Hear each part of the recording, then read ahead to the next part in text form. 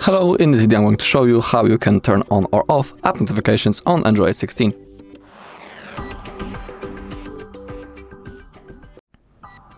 Okay, to do it, open up your settings, find notifications, and here we have the app notifications.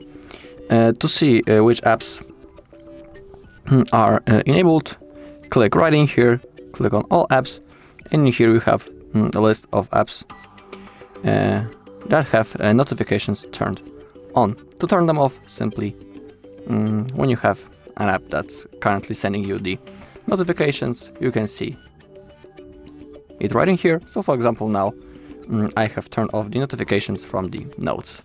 Now I have turned them on, so they will come and appear on my screen. Now let's do it with something else, for example the PUBG. Now they are turned on, and now they are turned off. So in here, simply in the app notifications, you can turn those app notifications on or off in each app that you want. Alright, that's all in this video. Thank you for watching. If you found this video helpful, please leave a like, comment and subscribe.